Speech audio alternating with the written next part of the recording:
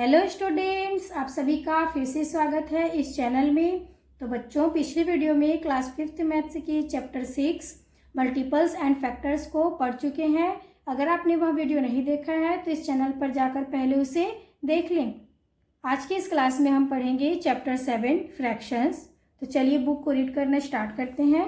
Abhay and Kittu were solving some questions of fractions. Kittu showed Abhay the adjacent picture and ask him to write down the fraction to represent the shaded part। यहाँ पे अभय और Kittu fractions के question को solve कर रहे थे। तो किट्टू ने अभय से एक चित्र दिखाया, एक पिक्चर दिखाया और कहा कि इसका जो कलर्ड पार्ट है उसके लिए एक फ्रैक्शन लिखो। Abhay wrote 1/2। Kittu said no it is 4/8।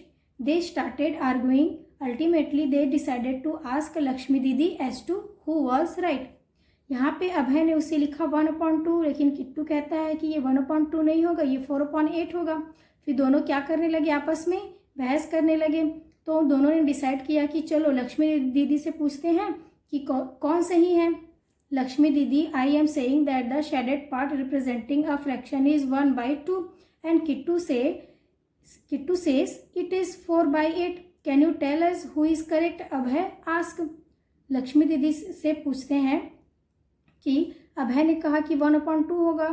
इसका कलर्ड पिक्चर, जो कलर्ड उसका जो दिखाया है ना, जो पार्ट उसके होंगे वो 1/2 होंगे, लेकिन किट्टू कहता है कि वो 4/8 होगा।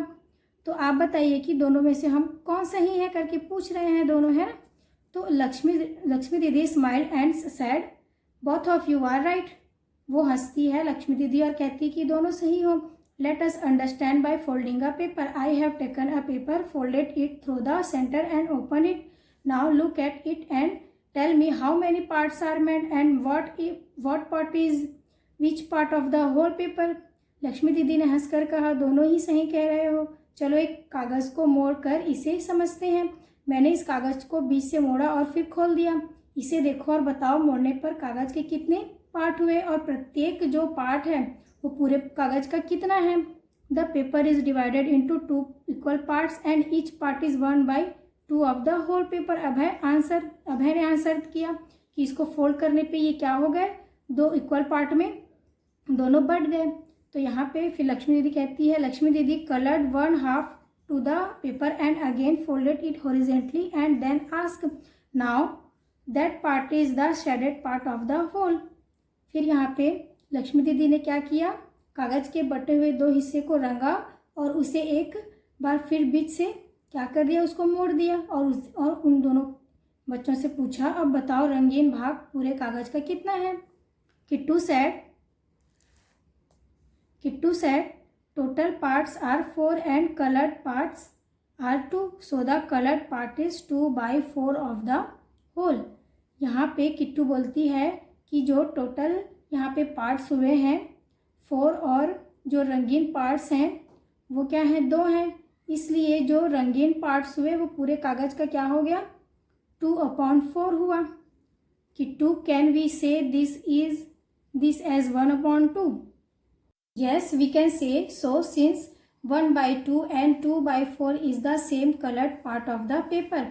Lakshmi didi again folded the paper horizontally and ask now tell me what part is the colored part of the whole। Abhay thought a little and answered the total parts of the paper are 8 and colored part are 4 so the colored part is 4/8 of the whole। Now think whether 1/2 2/4 and 4/8 are all equal। Lakshmi didi asked। Yes didi, all 3 of them are representing the same colored part so all 3 are equal। Abhay answered। हाँ कह सकते हैं, क्योंकि 1/2 और 2/4 दोनों इस कागज़ के उसी पार्ट को क्या कर रहे हैं, रिप्रेजेंट कर रहे हैं। लक्ष्मी दीदी ने कागज़ को एक बार फिर बीच से क्या किया, उसे मोड़ दिया और दोनों से पूछा कि अब बताओ कि जो कलर्ड पार्ट है वो पूरे कागज़ का कितना है। अभय ने कुछ थोड़ी देर सोचा और कहा, कागज़ के कुछ पार्ट हुए, कुछ पार्ट यहाँ पे 8 हैं और जो कलर्ड हिस्से हैं वो 4 हैं, इसलिए जो कलर्ड पार्ट हुए वो पूरे कागज़ का 4/8 हुआ। अब सोचो, नाउ थिंक, अब सोचो 1/2 यानी कि 1/2, 2/4 एंड 4/8 तीनों को बराबर बराबर कहा जा सकता है क्या? ऐसा किसने पूछा? लक्ष्मी दीदी ने पूछा। यस दीदी, हाँ दीदी, तीनों ही भिन्ने बराबर बराबर रंगीन हिस्सों को बता रही है, इससे ये तीनों भिन्ने बराबर बराबर हैं, यानी कि जो तीनों फ्रैक्शंस है वो क्या है? इक्वल है। ऐसा किसने कहा? अभय ने कहा। All such fractions which represent the same part of whole are called equivalent fractions. यहाँ पे ऐसे फ्रैक्शंस जो किसी इकाई के एक ही हिस्से को क्या करें? रिप्रेजेंट करें, वो सभी क्या कहलाते हैं? इक्विवेलेंट फ्रैक्शंस कहलाते हैं, यानी कि तुल्य भिन्न कहते हैं उन्हें।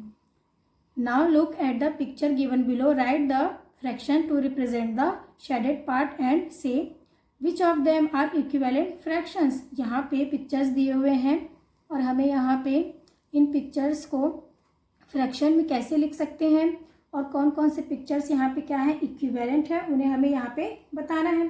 फर्स्ट पिक्चर दिया हुआ है यहाँ पे, इस पिक्चर में वन साइड शेडेड है और एक साइड क्या है? खाली है। तो ये कितना हो जाएगा?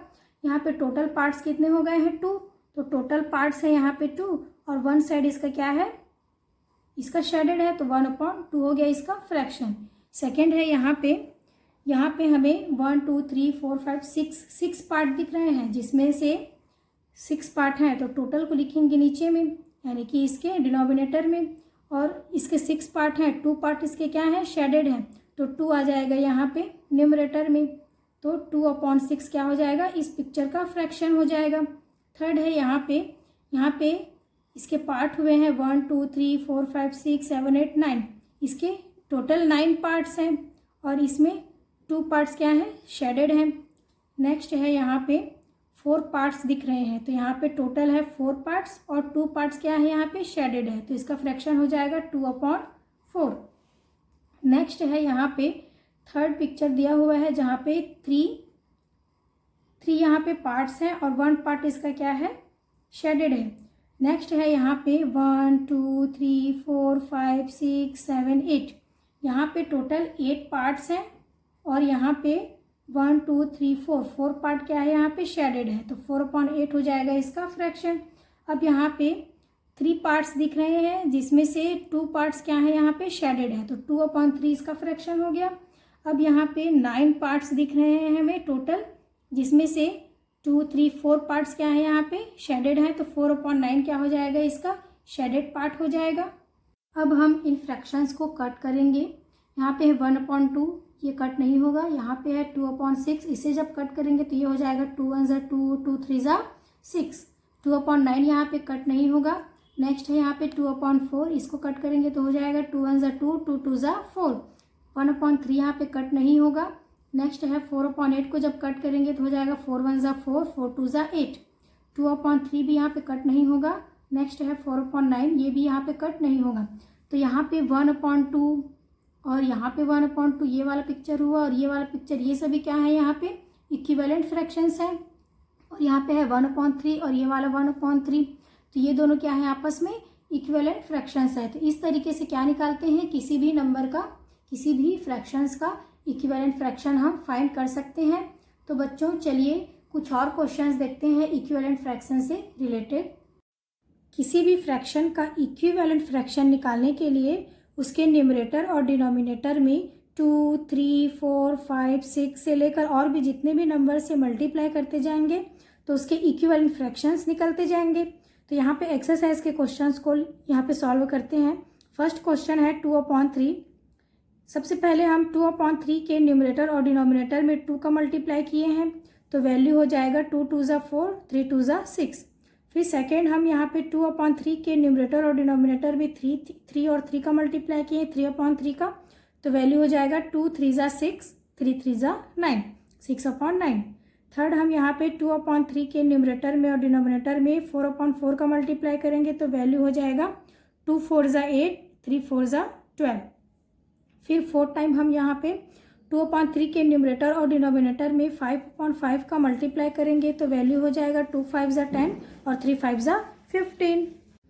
फिफ्थ में अब यहाँ पे 2/3 के न्यूमरेटर और डिनोमिनेटर में 6/6 का मल्टीप्लाई करेंगे, तो वैल्यू हो जाएगा 2 6 ज़ा 12 3 6 18। इसी तरीके से 7 से 8 से मल्टीप्लाई करते जाएंगे तो इसके इक्विवेलेंट फ्रैक्शन निकलते जाएंगे।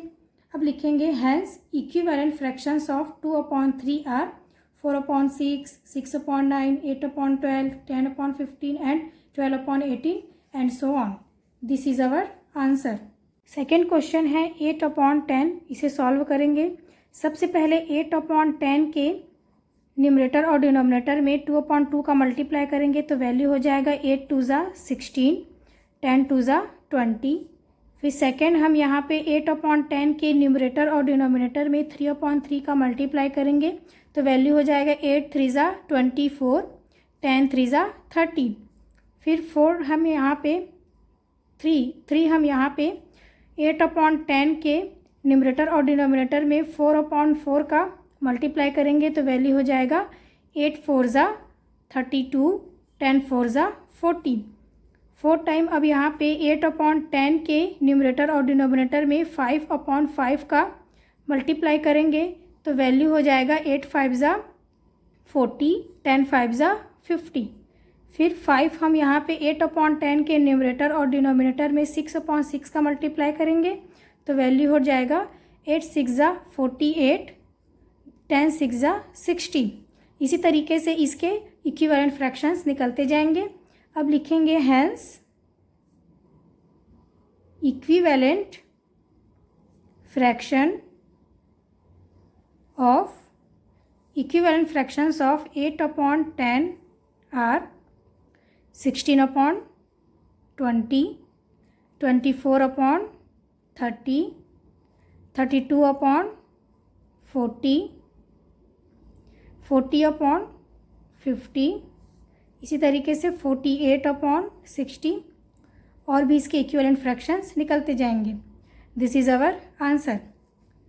थर्ड क्वेश्चन सॉल्व करेंगे। थर्ड क्वेश्चन है 3/5। इसके इक्विवेलेंट फ्रैक्शन फाइंड करेंगे। सबसे पहले 3/5 के न्यूमरेटर और डिनोमिनेटर में 2/2 का मल्टीप्लाई करेंगे तो वैल्यू हो जाएगा 3 2 6, 5 2 10। सेकेंड अब हम यहाँ पे इसके 3/5 के न्यूमरेटर और डिनोमिनेटर में 3/3 का मल्टीप्लाई करेंगे तो वैल्यू हो जाएगा 3 3 9, 5 3 15।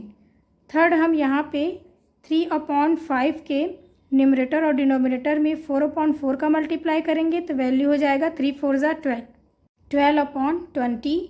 4 हम यहाँ पे 3/5 के न्यूमरेटर और डिनोमिनेटर में 5/5 का मल्टीप्लाई करेंगे तो वैल्यू हो जाएगा 3 5 15, 5 5 25। 5 पॉइंट में हम यहाँ पे 3/5 के न्यूमरेटर और डिनोमिनेटर में 6/6 का मल्टीप्लाई करेंगे तो वैल्यू हो जाएगा 3 6 18, 5 6 30। इसी तरीके से इसके इक्विवेलेंट फ्रैक्शंस निकलते जाएंगे। अब हम लिखेंगे hence equivalent fractions of 3/5 are 6/10, 9/15, 12/20 and 15/25 and 18/30। इसी तरीके से इसके इक्विवेलेंट फ्रैक्शंस यहाँ पे निकलते जाएंगे। This is our answer. Question number 4 और क्वेश्चन नंबर 5 आप लोग इसे प्रैक्टिस करेंगे। तो बच्चों आज की क्लास में बस इतना ही। अगली वीडियो में हम फ्रैक्शंस में मैथमेटिकल ऑपरेशंस को अप्लाई करना सीखेंगे।